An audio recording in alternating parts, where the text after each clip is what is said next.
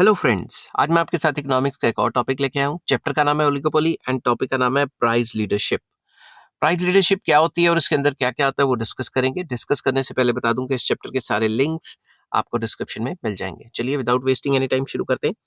Another way to eliminate uncertainty another way to eliminate uncertainty in the oligopolistic market is to have tacit agreements amongst the various firms giving rise to price leadership.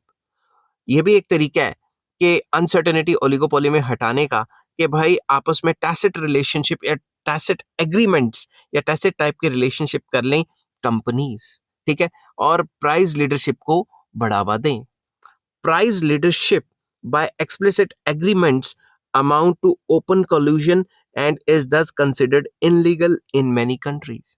अगर price leadership एक explicit agreement के through किया जाता है, मतलब खुल्लम खुल्ला किया जाता है, तो इससे कॉल्यूसिव ओलिगोपोली आ सकती है, ओपन कॉल्यूजन आ सकता है बिटवीन द फर्म्स, जो कि काफी कंट्रीज में इलीगल है ड्यू टू कॉम्पिटिटिव पॉलिसीज के कंपनी आपस में कंपटीशन करें। अगर मिल गई तो वो तो मोनोपोली बना लेंगे, इसीलिए एंटी मोनोपोली पॉलिसीज कई कंट्रीज में है जिसके तहत ये इलीगल है।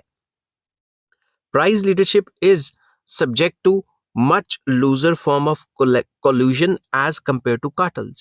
जो कार्टल्स है उससे भी ये प्राइस लीडरशिप थोड़ा सा लूज फॉर्म ऑफ collusion है, ठीक है।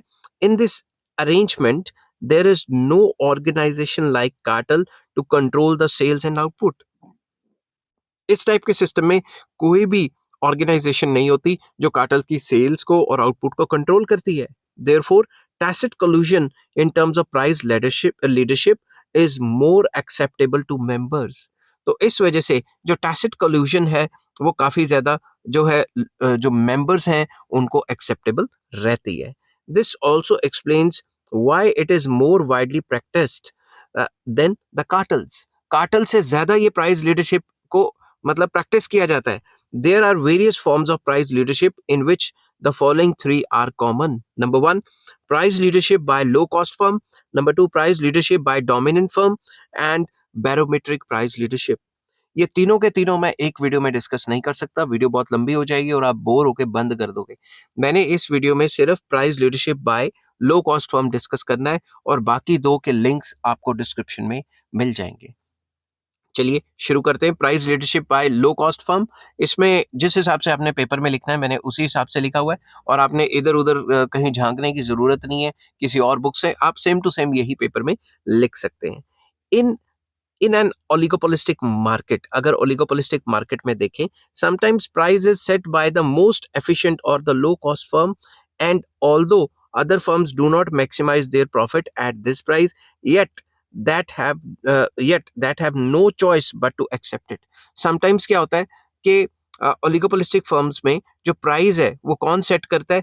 एफिशिएंट फर्म्स या फिर लो कॉस्ट फर्म्स, ठीक है, और बाकी फर्म्स उस प्राइस पे बेचने में मजबूर हो जाती है, ऑल्दो उस प्राइस पे उन कंपनीज का जो है प्रॉफिट मैक्सिमाइज नहीं होता, फिर भी उनको ये प्राइस फॉलो करना पड़ता है क्योंकि प्राइस किसने सेट किया है? प्राइस लीडरशिप के अंदर ये प्राइस सेट किया है वो फर्म ने जो काफी ज्यादा एफिशिएंट है या लो कॉस्ट है। This is known as price leadership by low cost firm. इस सिचुएशन को price leadership by low cost firm कहा जाता है। This model can be easily explain with the help of example of duopoly. इसको duopoly या दो firms के मदद से हम एक्सप्लेन कर सकते हैं। Let us assume that there are two firms A and B whose products are identical but their costs are different। Suppose there are two firms A and B और उनमें में से एक कंपनी की कॉस्ट कम है, एक की ज्यादा है, और कॉस्ट जो जो प्रोडक्ट बना रही है वो आइडेंटिकल है, सेम क्वालिटी के प्रोडक्ट है। They have to agree the share market they have agreed to share the market equally. उन्होंने कह दिया कि भाई हम इक्वली मार्केट को शेयर करेंगे। Of these two firms A is efficient and produces at lower cost. उनमें में से जो ए है वो एफिशिएंट है और सस्ते में सामान बना रहा है। For it the profit maximising output would be where its MC is equal to MR and MC cuts MR from below, या MC should be rising। उसका इक्विलिब्रियम कब होगा? जब उसका MC MR को नीचे से काटेगा and vice versa.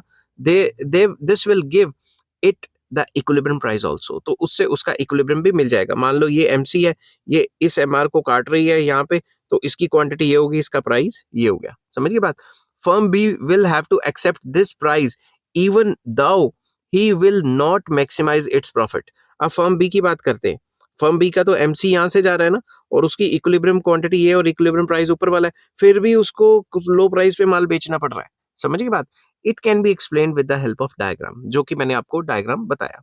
Since firms A and B agree to have the equal market share, अगर वो दोनों के दोनों इक्वल मार्केट शेयर को एग्री कर जाते हैं, ठीक है, एडी रिप्रेजेंटिंग, ये जो एडी कर्व है ये रिप्रेजेंट करती है half of the market demand is individual firms demand curve. तो ये जो डिमांड कर्व है ये हमें बताती है कि जो half of the market demand है वो एक कंपनी बनाएगी और हाफ दूसरा।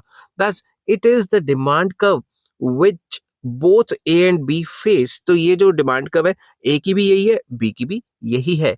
M R is the corresponding marginal revenue curve. M R जो है वो, जैसे डिमांड कर्व को ए आर कहते हैं, तो ये एम आर कर्व हो गई, ठीक है। MC1 and MC2 are the marginal cost curves of A and B. तो ये मैंने बताया था, ये कंपनी ए की एमसी कर्व है, ये कंपनी बी की एमसी कर्व है। अब होता क्या है, it is clearly shown in the figure that as cost is lower and thus it is the price leader. हमें ये साफ पता है कि ए की जो कॉस्टिंग है वो कम है और बी की कॉस्टिंग ज्यादा है, तो ए क्या हुआ, प्राइस लीडर बन गया।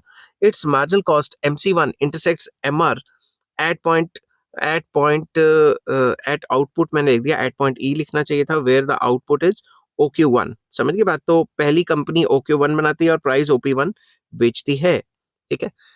And the price determined is OP1। The high cost firm B's marginal cost MC2 intersects MR curve at the output level OQ2, और उसका जो प्राइस है, प्रॉफिट मैक्सिमाइजिंग प्राइस, वो OP2 है। तो वो जो सेकंड फर्म है उसका ये हो गया ना, equilibrium price and equilibrium quantity. समझ गई बात? तो आप साथ के साथ फिगर बनाओगे तो आपको मजा आएगा। However, for the fear of price war and in the process for risk of being thrown out of the market by the low cost firm, firm B will follow the price set by firm A। अब वो कहेगी यार मैं इतनी high price पे बेचूंगी, competition होगा, मेरे पास कोई खरीदने नहीं आएगा, उसे इसी प्राइस पे बेचना पड़ेगा माल। समझ गई बात? वो OP1 पे ही प्राइस पे बेचती रहेगी। In the low cost price leadership model format or informal market sharing agreement is necessary, otherwise the follower could always decide to produce less than the quantity required to maintain the price set by the leader। इनमें आपस में informal agreement होना जरूरी है। अगर informal agreement हुआ तो इतना माल बन रहा था ना, इतना नहीं बनाएंगे, इतनी कंपनी माल बनाएगी और प्राइस हाई पे बेचेगी, तो काम तमाम हो जाएगा। आपस में थोड़ा बहुत इनफॉर्मल टाइप का एग्रीमेंट बहुत जरूरी है, ताकि दोनों सेम माल बनाएं। तो दूसरी कंपनी भी क्या करेगी, दूसरी कंपनी भी अपना माल इतना ही कर देगी और प्राइस भी इतना ही कर देगी। If the follower has the freedom, the leader will be pushed to a non-profit maximizing position with some rise in the price। अगर जो फॉलोअर है उसके पास अगर कोई फ्रीडम हुई और उसके पास भी थोड़ी बहुत ताकत हुई, तो वो उसको मजबूर कर देगा कि वो अपना इक्विलिब्रियम प्राइस और क्वांटिटी छोड़ के कोई और प्राइस चार्ज करे। समझ गई बात? मगर ऐसा ज्यादातर होता नहीं है।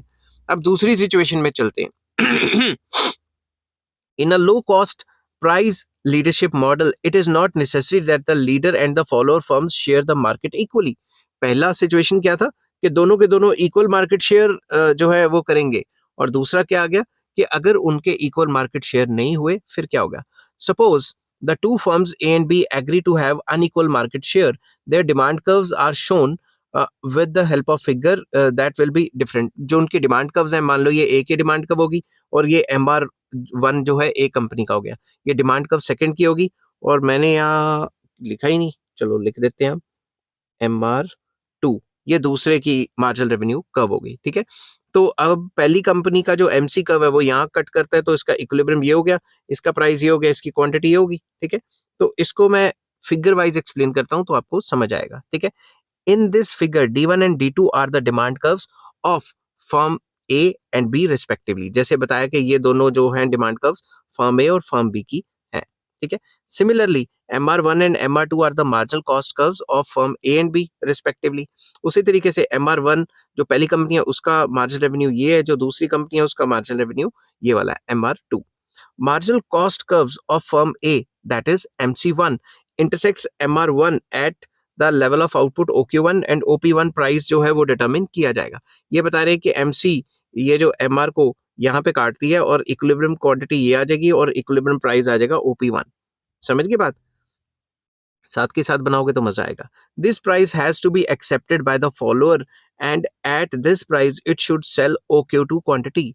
तो वो क्या करेगा, ये जो प्राइस उसने तय किया है, ये जो फॉलोअर है उसको भी मानना पड़ेगा, और इस प्राइस पे जो फर्म टू है, फर्म टू जो है वो यही प्राइस फॉलो करेगी और अपने डिमांड कर्व के हिसाब से, उसके डिमांड कर्व ये है ना, उसके हिसाब से ये माल बनाएगी OQ2। समझ आ गई? ठीक है। उसके बाद obviously this will not maximise its profit, क्योंकि उसका MCMR तो यहाँ कट रहा है, उसका प्राइस ज्यादा आता और क्वांटिटी कम आती तो प्रॉफिट होता ना, मगर उसको P1 प्राइस फॉलो करना पड़ेगा, क्योंकि ये जो है लो कॉस्ट फर्म ने तय किया और उसे OQ2 माल बेचना पड़ेगा। समझ गई बात?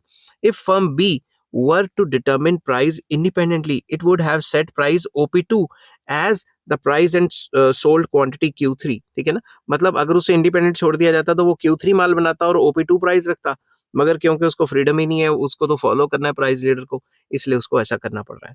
But it would not do so for the risk of inviting price war and getting eliminated by the low cost firm. अगर उसने प्राइस थोड़ा सा हाई चार्ज किया तो लो कॉस्ट फर्म जो है उसको ऐसी की तैसी कर देगी उसकी, और लो प्राइसेस बेच बेच के उसका पूरा का पूरा मार्केट शेयर खा जाएगी।